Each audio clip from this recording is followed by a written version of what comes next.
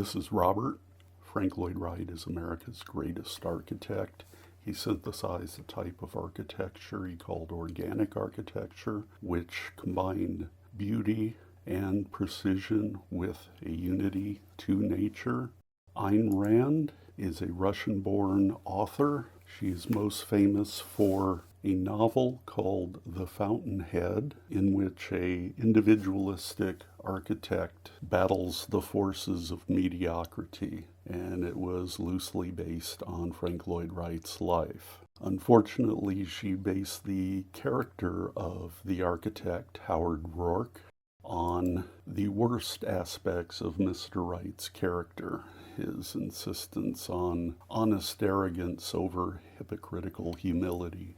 Rand was enamored with Wright and deluged him with letters asking first for an interview prior to the Fountainhead novel, and then asking him if he would provide designs for the motion picture that was made of the Fountainhead. Wright refused or just did not respond on both counts. In 1949, the Warner Brothers film The Fountainhead came out, starring Gary Cooper and Patricia Neal and Raymond Massey.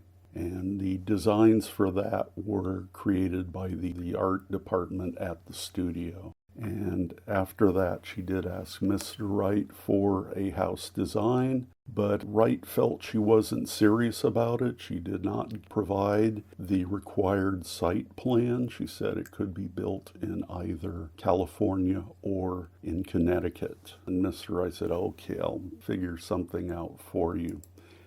And this is what he came up with. It's incongruously called a cottage studio. This is not a cottage. It's a 5-story modern reinforced concrete building.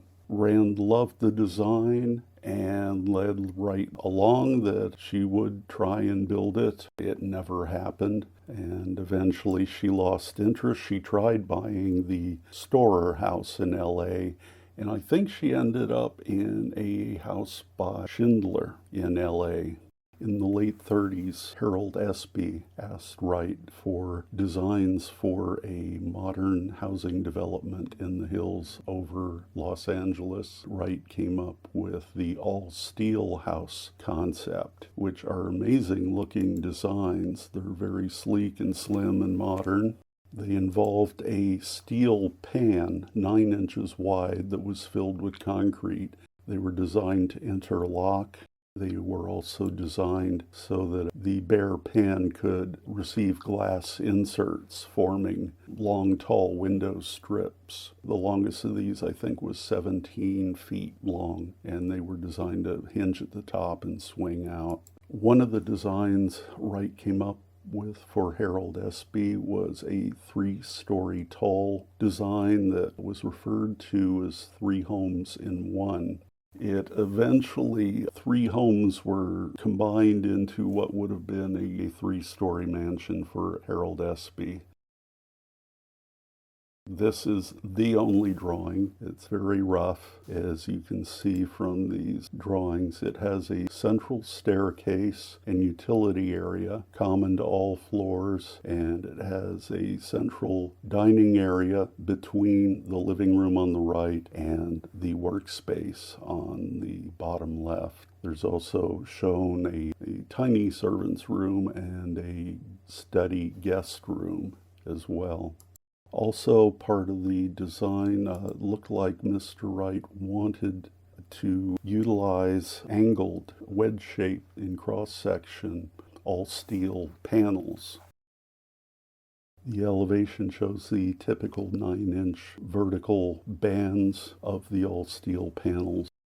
So this is the all-steel design for Harold Espey. So here's the Espey design. And this is the Ayn Rand design. Essentially, Wright wanted to just give her some drawings, throw some quick drawings at her to satisfy her, and hope that was going to be the end of it, and it essentially was. So he traced the Harold Espey plan and created this drawing for the Ayn Rand cottage. This also has a very threadbare sketch of the bedroom floors as well. Here we see a close-up of the plan. You can see it's extremely similar to the all-steel, with the living room on the right, the central staircase and utilities, the workspace, and a servant's room and a guest room. There's no fireplace shown in this drawing. Now, if you notice, you'll see that the unit is 33 inches on this drawing. So that's a 33-inch square. That's 2 foot 9 inches on each side. Here's our main floor. This is the cleanest plan I had to work with, and it's been cleaned up more for this video.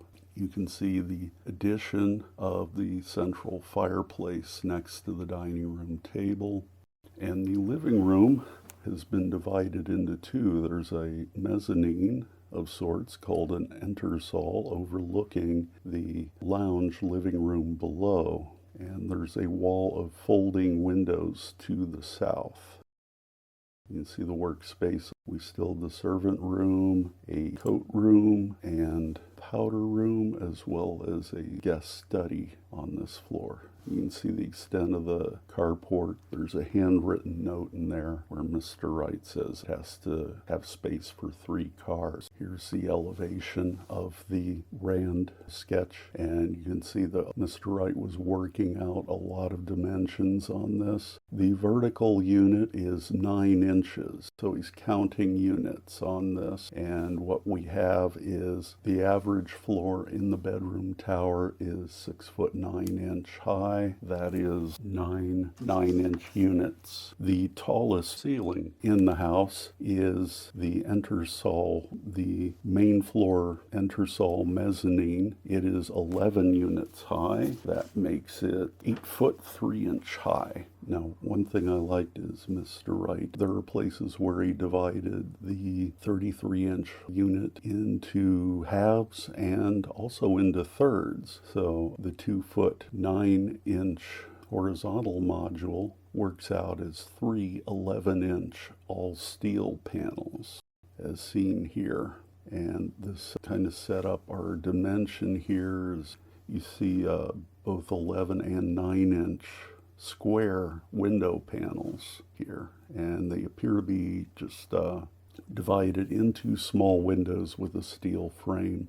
Here's our 6 foot 9 ceiling and Mr. Wright's hand, which gave me trouble. It's hard for me. I found it hard to read Mr. Wright's writing, so we're going to play a little game here and see if you can read Mr. Wright's writing. So tell me how well you do. This one's 6 foot 9 inch ceiling. This one looks like wall Ullard. Not sure what that means. This is blocks. This is block studio, which is the intent for additional strength. The all steel panels would be replaced with full concrete blocks. This one appears to be add Creewood. Ball frock. Soccer wall. Utilities, I got that one. Couch 6. Ret depth, or is it kit dealt? Who knows? Down to terrace with the stair labeled up. Up May 3rd. Seth and beer. Have Jean say this was omitted by mistake. Postpone letter. That I got. So apparently those notes were to himself and quite rough. Now the main floor, the living area, is referred to as an entresol, which is a new architectural term for me. An entresol is a low-ceiling mezzanine overlooking another floor, and that's what we have here. Oddly, it's not the lowest ceiling in the house, it's the highest ceiling in the house. But I think the thought originally was the fact that a roof garden was placed over it behind a parapet required that the mezzanine ceiling be lowered. That's why Wright referred to it as an entresol. One problem I had was reading Wright's writing, but also the fact that all of the drawings are rough sketches, so it's like trying to draw smoke. Things change. So anyway, here's an early drawing, and the big difference you'll see is that on the entry on the right, the entire front face is glass. That will change. And we also have a hallway next to the stairway going to a guest office. It's labeled as both, and both appear to have been erased as well. But you can see it as a couch, table, and books. There's a coat room and a bathroom shown here. And it looks like in the later plans, the walls gain thickness in an attempt to provide more structure for the floors above. So if we look at the entry, the main thing is that front wall is now stone and has a large stone pier next to the front door. Our hallway next to the stairwell is gone, and you walk through the coat room to get to what is now labeled as the guest room. Here we can see a close-up of that original sketch plan, and you can see all the 33 dimensions laid out by Mr. Wright. You can also see on the right where he's divided a module into thirds, showing our 11-inch sub-module. Now, sadly, I was 2/3 of the way through the 3D model when I noticed this notation on the stairwell, and that the stair treads, which are a third of a module, are labeled as 3.5 inch by 13 inches. So they apparently enlarged module at some point. So 3 times 13 is now a 39-inch square unit module. I did not try and change the house to accommodate that. It would have been difficult to scale it up in any way accurately. So here's the original tracing of the bedroom floors, and you can see there's a very little to go on. We can see the roof garden over the entresol living area. In the exact center, you can see the chimney mass. You have the stairwell in the middle, and the bedrooms are symmetrically placed above and below the stairwell. And that's about all I had to go on. It looks like the bathrooms were in the space of the stairwell. Each bedroom got its own bath.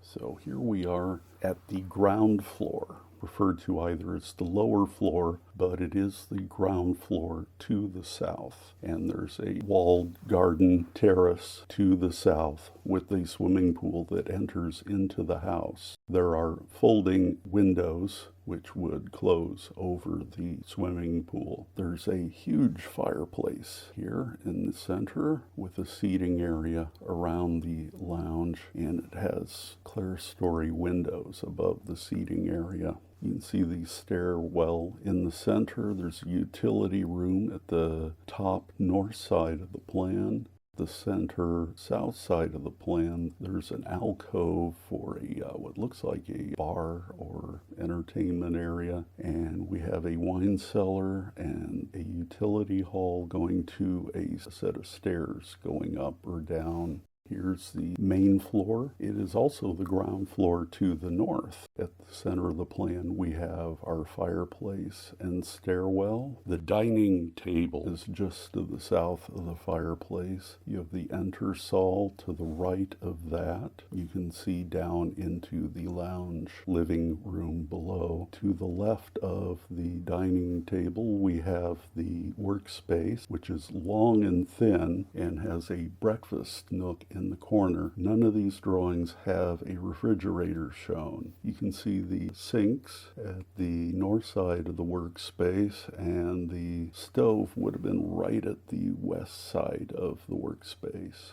There's a door from the workspace into the servants' room, and they have access to a stairwell on the far left next to the carport. Now this drawing, which is how I drew the house, being the earliest and hopefully purest version, I don't know, has a coat room, has a powder room, and that guest study area with its corner window. Here you can see a different drawing of this area without the hallway, and there's no way drawn to reach the carport from the workspace. This is the south elevation of the house, and we know from the rendering that many of the cues are taken from falling water, so there are reinforced concrete, cantilevered balconies all over this house. You can see the carport at the left. You can see the repetitive balconies of the bedroom tower. One half of the tower is completely glass. The left, what I've shown in brown here, would have been the all steel panels. You can see the stone fireplace. There's also stone in the walls around the lounge and on the south terrace as well. Now the vertical lines are less easy to see, which I think means that at this point they had decided to go with concrete block on this.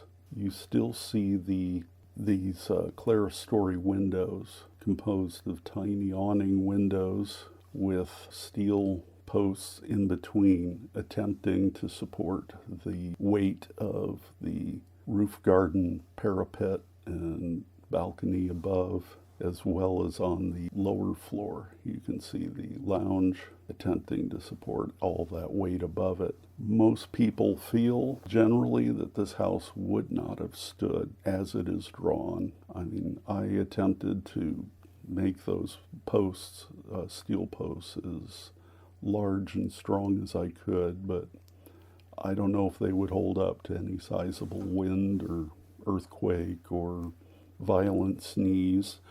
But it is a beautiful design. Here is the elevation of the house from the north. You can see the brown defining the fill for the car motor court, and we're looking at the front wall. You can see the stone. We have the carport on the right. On the main floor, you can see the window for the study. The front door has a vertical window column next to it, and it is made out of the all steel panels, which are seen on the central portion of the bedroom tower. Then we have the stone wall on the front of the entry and the concrete wall of the entresol. So it has its row of clerestory windows and then the parapet for the roof garden above. You can see the cantilever balcony projecting to the east on the left and the ground floor, lower floor lounge below the entresol with its clerestory windows. Now, one problem with these drawings is they are all different. Few of them coincide, many conflict, and none of them have Mr. Wright's sign-off square. You do have a square on the rendering, the perspective drawing, but it is also unfinished. If you look, there's a ghost tree at the top left. Rand did communicate that it was too large. After her initial pleasure with the house, she communicated that it would have been too large and expensive to build. So there was a drawing done of a truncated version. This house has 3 levels, would have been more practical. So I started out with a basic lower level plan, and you can see the swimming pool and the green seating areas.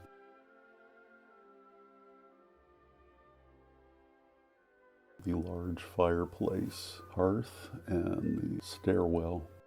Now my idea was, since I was going to have all these 2-inch square posts, 9 inches, or pardon me, 11 inches on center, according to the unit, I would use those to help support the central stairwell as well, since it was going to be 5 stories high.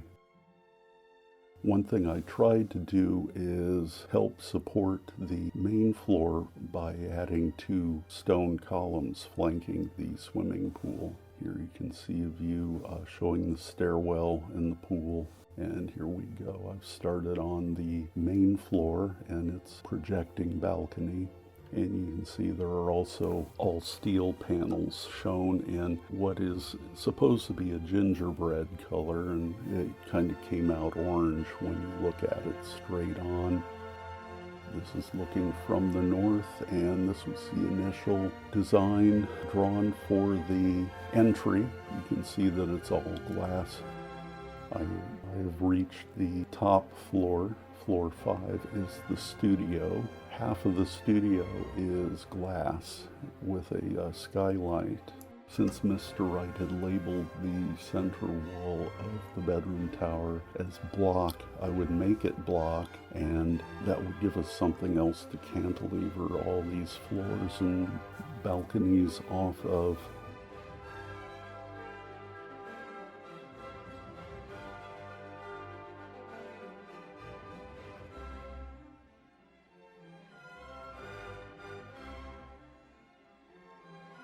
Here's looking the other way at the immense fireplace in the lounge area. The stairwell.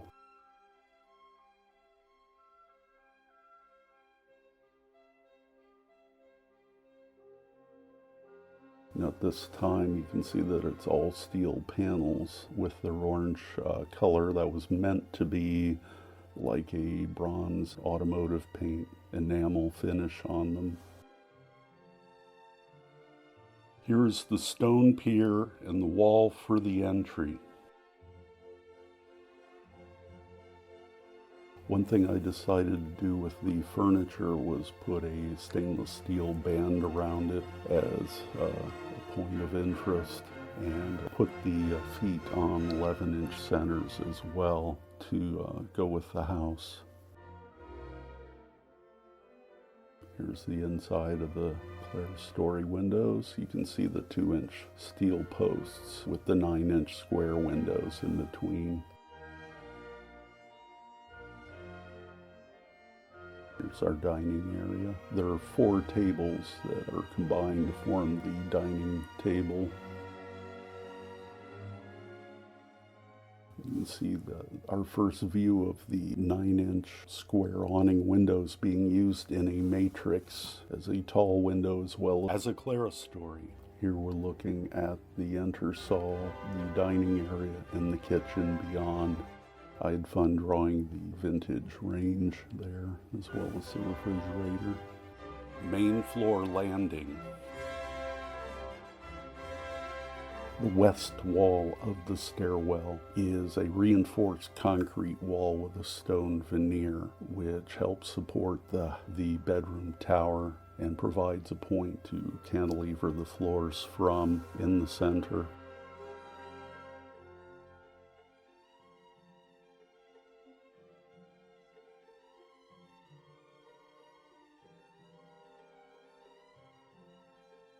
Here was an attempt to use square concrete blocks on that center concrete tower section.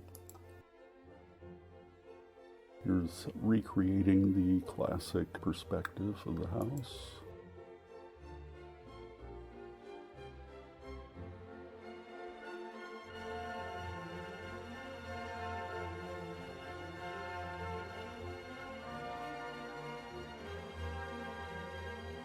Here you can see the full height of the stairwell in this section drawing.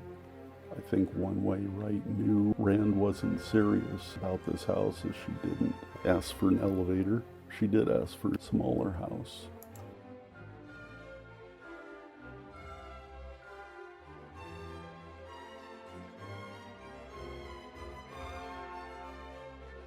Here's a view from the east, and this is my first move to try and duplicate what looks like an intent on Wright's part to have the entire east and part of the south wall of the bedroom tower being glass, being a window wall.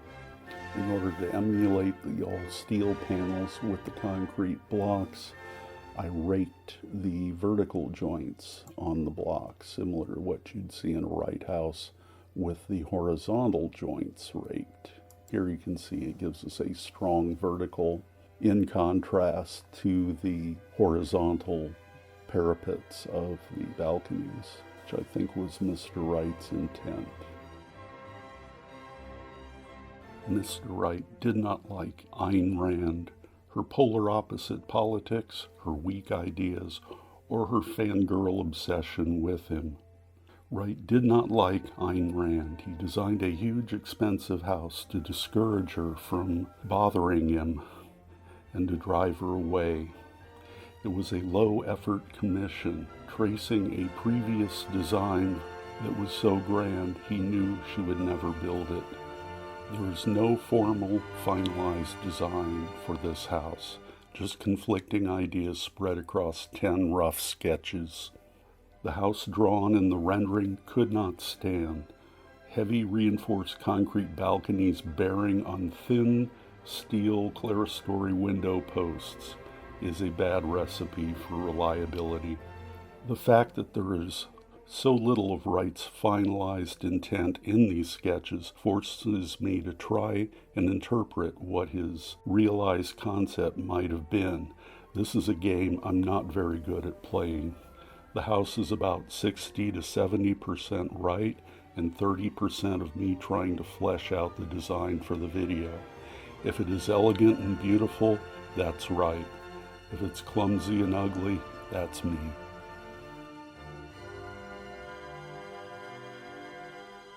Here's our first animation. We're duplicating the classic rendering here.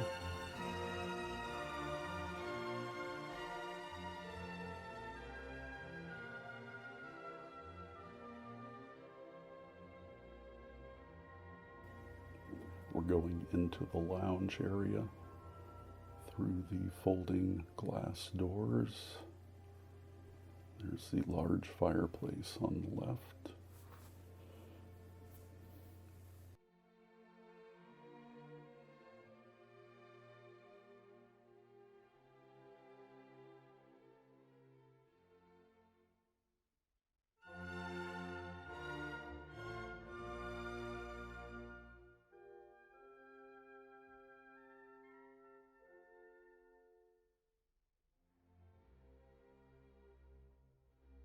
We're looking from the west at the carport and up at the bedroom tower. I left many of the all-steel panels on the west side of the tower. There are no elevations of the east or west face of the house to know what Wright intended for them. Here you can see the front door, which is 31 inches wide. Here we are in the entresol. You can see the all-steel wall to the right, concrete wall to the left, and the bookcases there in the catwalk. There's our dining table. The folding doors, or folding windows. And we're looking back at the workspace area there. So we have the refrigerator, breakfast nook on the left, the stove in the center, sinks on the right. There you can see the folding doors for the kitchen. There's our dining table, the main floor landing. This is the back of the chimney mass. And we pivot around from the front door and we're looking at the reinforced stone wall of the stairwell. Zoom back out. Here we're on the northeast side coming in. There's a rooftop terrace. The bedroom tower. You can see the window matrix with all the little 9-inch awning windows. There are French doors there to the terraces. And then the north side has an additional reinforced concrete stone wall for support, the all-steel panels on either side. I did use the all-steel panels extensively as interior partitions since they are so thin. We've gone around to the southwest side. We're looking at the main floor, at the servants' room and the workspace breakfast nook. Here you can see the concrete block wall going the full height of the house. There's a fountain in the pool as shown in the rendering. And here's our main floor balcony projecting out. And we're going to kind of land on the balcony here. You can see the clerestory windows and the wedge-shaped steel panels below. And we're going down now to the west end of the terrace. There's our window matrix for the breakfast nook, and further beyond is the one for the servants' room. Looking at the workspace and back at where we were. Here we are on the roof garden over the entresol, and we're about to go into the primary bedroom through the French doors. We pass the wardrobes on the right, and this is more or less symmetrical because it was easier to do that way. This is the two dressing cabinets and shelves with the window columns and the primary double bed at the center. You can see the French doors out onto the terrace.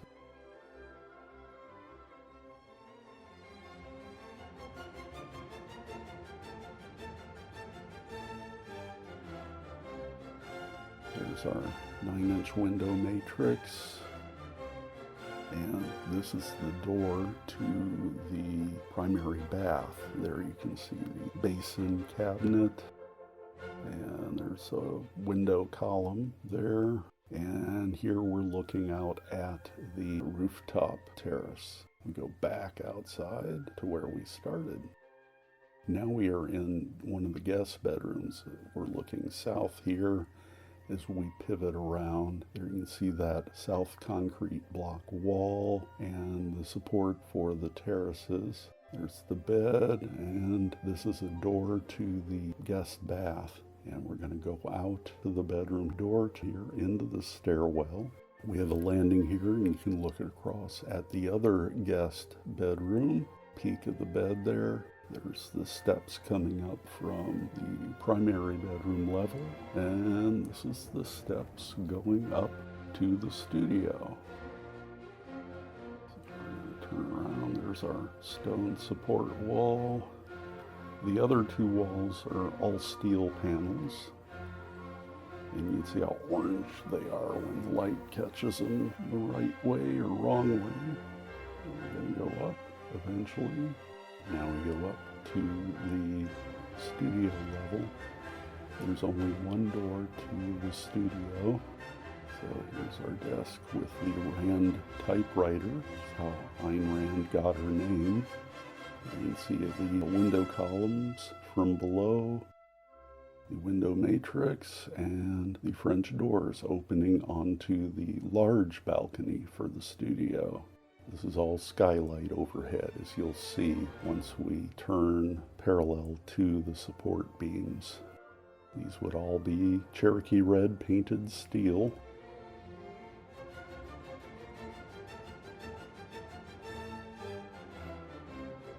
And this is another desk here in the fireplace nook.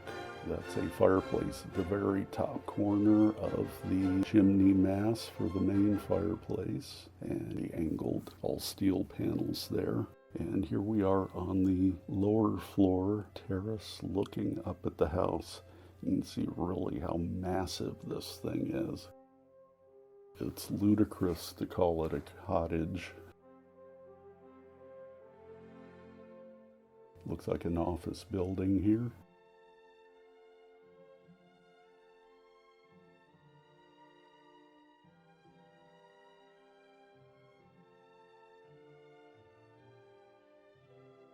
That's the servant's room there. The stone wall is in front of the wine cellar, and you can see how that's sunk into the hillside. So we're gonna slip around the folding window here and go into the lounge again.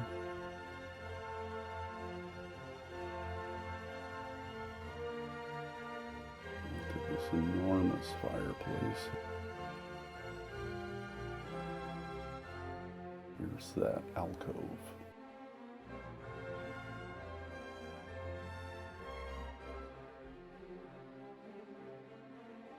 And we're going to turn, and we're looking at the door to the utility room there.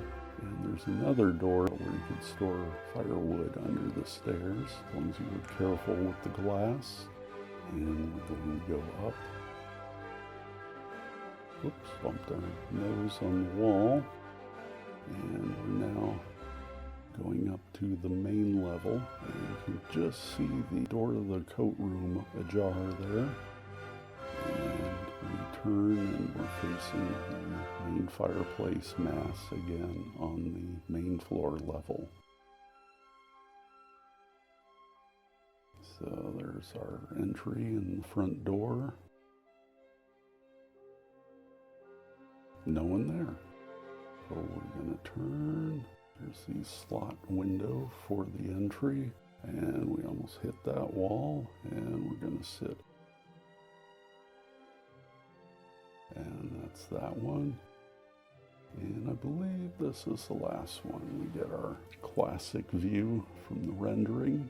This is a new one. You can see that we have the glass walls on the bedroom tower.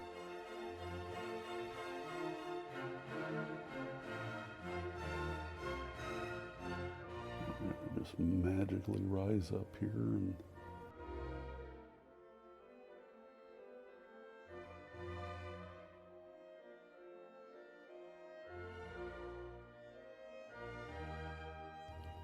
zoom in.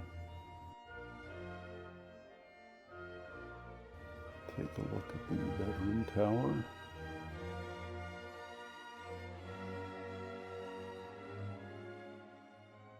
Go around the southwest side.